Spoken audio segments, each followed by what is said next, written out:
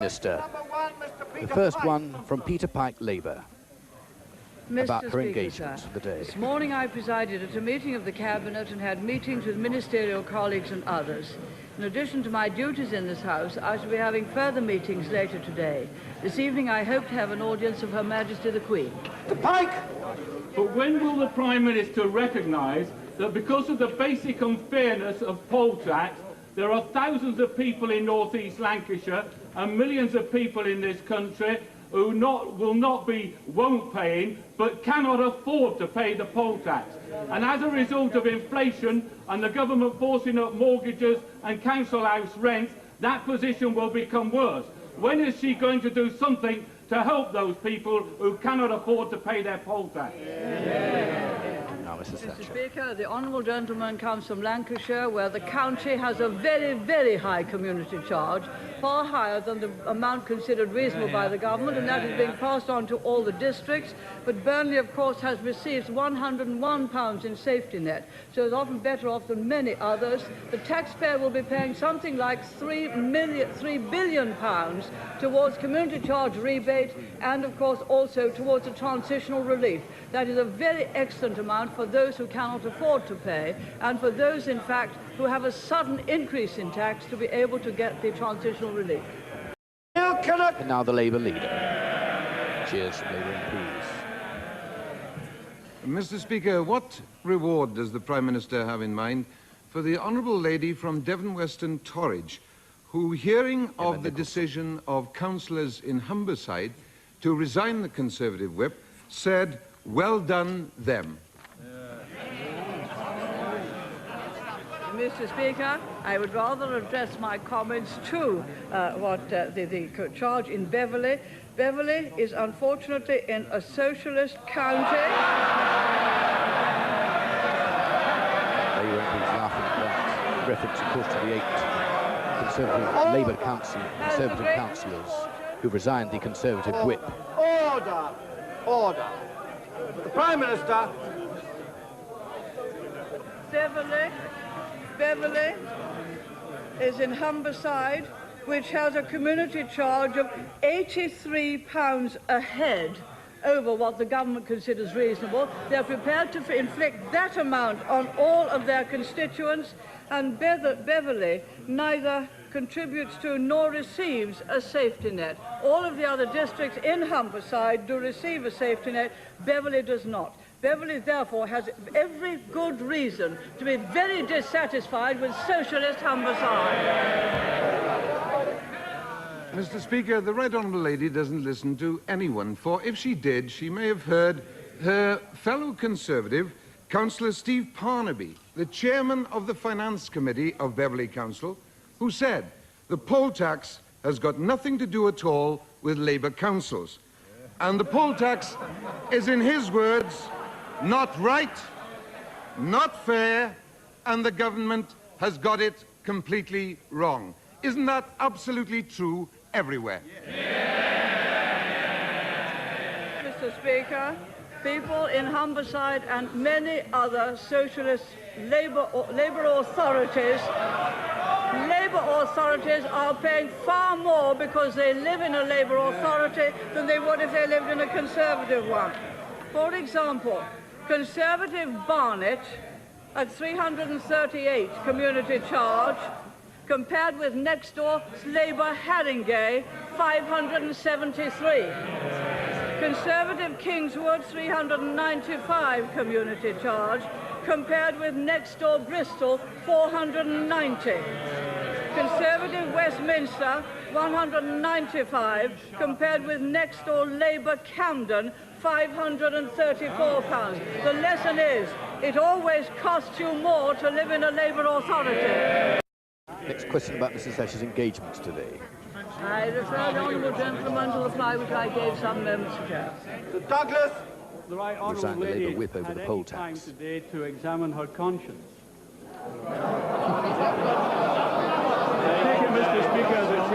I take it, Mr. Speaker, she's got responsibility for that.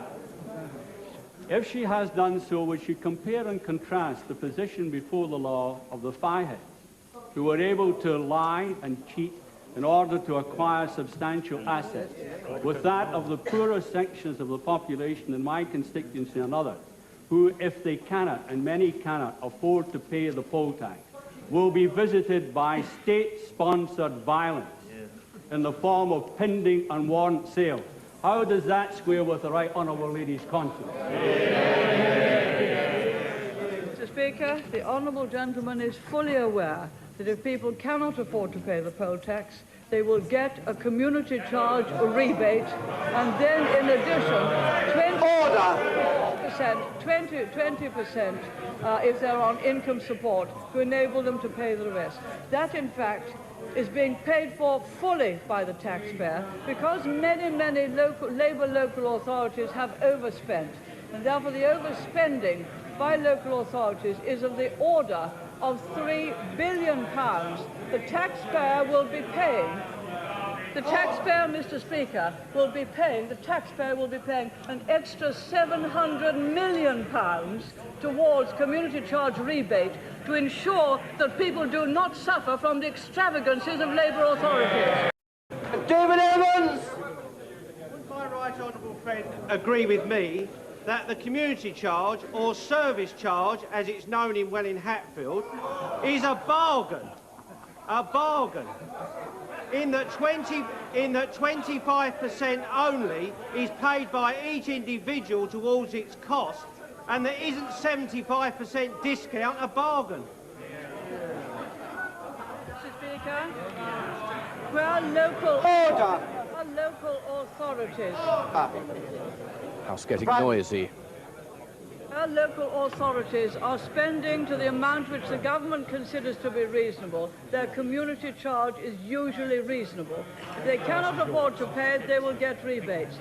The community charge has brought relief to many people, who live alone, who are paying high rates, and now for the first time have fairness and justice in paying only one community charge, which is often a good deal lower than the amount of rates they were otherwise paying. As I've read some of the letters in the Times in recent months. Alex Salmon. Number 5, sir. Next question. I refer the honourable gentleman to the reply that I gave some moments ago. Alex Salmon. Is the Prime Minister aware that our government has suffered yet another opinion poll setback in Scotland? This time from a BBC survey, pre-budget survey of Scotland's top 200 companies, which indicates that only a quarter of them believe that the government is sympathetic to Scottish interests. Doesn't this mean that Scotland's top companies have joined the rest of the community in concluding that the government's economic policy in general, and the budget this afternoon in particular, will be dictated by economic conditions in the south of England, without reference to the needs of the rest of the country? Mr. Speaker, this government, like Conservative predecessors, has looked after the needs of Scotland particularly well, very well aware of the pride of Scotland and how much they consider everything Scottish, and therefore we have in fact given them far more per head in expenditure than England and Wales. I looked at recent polls on the economy, the recent one in the Independent, and it made quite clear that twice as many voters expect the economy to be weaker under Labour than Conservative. Twice as many people would expect taxes to go up under Labour as under Conservative. Twice as many people would expect prices to rise faster under Labour. That was a very good write-up for Conservative government. Order! Order! The Speaker. The Speaker leaves the chair and the Deputy Speaker, Harold Walker, takes over to preside over the Chancellor's budget.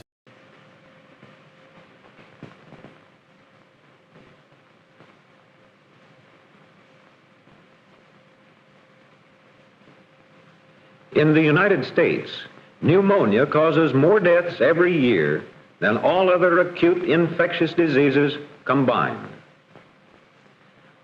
Although control measures have caused remarkable drops in typhoid fever, in diphtheria, and in smallpox, the downward trend in pneumonia has been very slight. Records show that of every 10 untreated pneumonia patients, 3 will die. When proper specific treatment is given, at least 2 of these 3 deaths can be avoided. But only when the public will recognize the seriousness of the disease and that early proper treatment is of vital importance. When the physician who is called in uses the most modern methods of treatment. When the necessary drug therapy, proper type serums when advisable, and adequate laboratory procedures are easily and readily available to everyone. And when, for those who cannot afford the expense of treatment, these facilities are provided by state and local health agencies. Pneumonia is caused by germs, the most common type here shown highly magnified within its protective capsule. These bacteria are carried by certain people and released into the air by coughs or sneezes, and thus transmitted to other people who breathe them in. Normally healthy people are able to overcome such germs because their body organisms are functioning properly. Their resistance is high. In others, such as this man with a cold, pneumonia germs are likely to spread and result in pneumonia. Pneumonia causes many deaths among babies of from 1 to 2 years. At the other extreme of life, people over 65 are likely to be victims of pneumonia. Alcoholics, too, have weakened their body resistance to a dangerous point. Pneumonia is largely a cold weather disease, and exposure is a predisposing cause. Exposure and fatigue. As a case in point, Ed McGrath here, troubleshooter for an electric company, has been working unusually hard in bad weather. This evening he arrives home with a sudden hard chill. Mrs. McGrath, suspicious of fever, quite properly leads him straight to bed. The thermometer proves that fever has accompanied the chill. These are common signs of the onset of lobar pneumonia. McGrath must rest quietly, for if it is pneumonia, he will need all his reserve strength. His wife, without delay, calls the family physician and tells him of the circumstances and of the symptoms. Because of McGrath's low resistance due to exposure and fatigue, the pneumococci, which he has picked up somewhere, have penetrated the lung tissue and have spread, causing most of the lobe of the left lung to become inflamed. This highly magnified view of an air sac within a lung shows how the inflammation causes a pouring out of fluid and of leukocytes and red blood cells. As more cells appear, some of the fluid is absorbed, and the mass of lung involved becomes more and more solidified.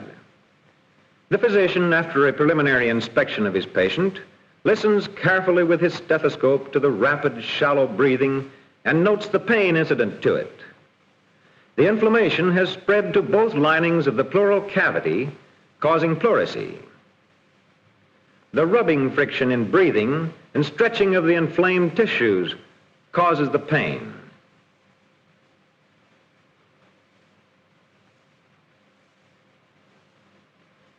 The doctor at once takes a sample of sputum from McGrath's lung. And next, a blood sample from a vein. A laboratory examination will disclose, from the pneumococci present in the sputum, what type of pneumonia McGrath has as an aid to specific treatment.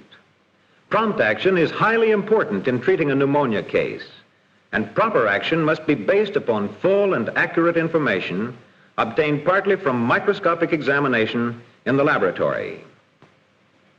Analysis of the sample of blood will help in determining the nature of the treatment necessary. And now, without waiting for the laboratory report, the physician begins the drug treatment, which has proved so effective in nearly all pneumonia cases of this kind. A prescription will permit Mrs. McGrath to obtain an ample supply of the drug from the nearest source. McGrath has begun his fight against pneumonia under good conditions. From the sputum test in the laboratory, the germs causing McGrath's illness are isolated and examined. Of the more than 30 types of pneumococci, it is determined that these are type 1. This information is conveyed at once by telephone to the physician. Dr. Smith, Mr. McGrath has type 1 pneumonia. Other items follow on form cards as soon as they are completed. These detailed reports will enable the doctor to begin specific treatment without further delay. The sputum analysis shows type 1 pneumonia. The blood analysis discloses that no bacteria were found in the bloodstream, and the high leukocyte count of 25,000 shows that the body's white cells will be of great help in fighting the disease. As is characteristic in pneumonia cases, McGrath's fever has weakened him. It has increased his irritability and difficulty in breathing. A nurse, temporarily called in to help, is making him more comfortable by cleaning his teeth and refreshing his gums and mouth. This treatment, given 2 or 3 times a day, removes the irritating discomfort of a fever-parched mouth and is conducive to the rest and conservation of strength which are essential to McGrath's recovery. Finally, a little mineral oil on the dry lips adds another soothing touch. Mrs. McGrath is rapidly learning her duties and now brings in a glass of the fruit juices which form an important part of the diet, together with foods of high caloric value. By using a bent glass tube and by supporting the patient's head, drinking is made easier. Regular administration of the drug treatment continues. The drug tends to stop the growth of the germs and consequently lessens their irritation, as evidenced by the sharp drop in McGrath's fever. Already, after only 1 day has passed, the doctor notes with satisfaction the prompt improvement in temperature, pulse, and breathing. A later analysis, however, has shown the presence of germs in the bloodstream, and it is found advisable to administer the type 1 serum. The serum causes the pneumococci to lose their virulence. The protecting capsules become soft and swollen, and the germs can be more readily destroyed by body defense cells.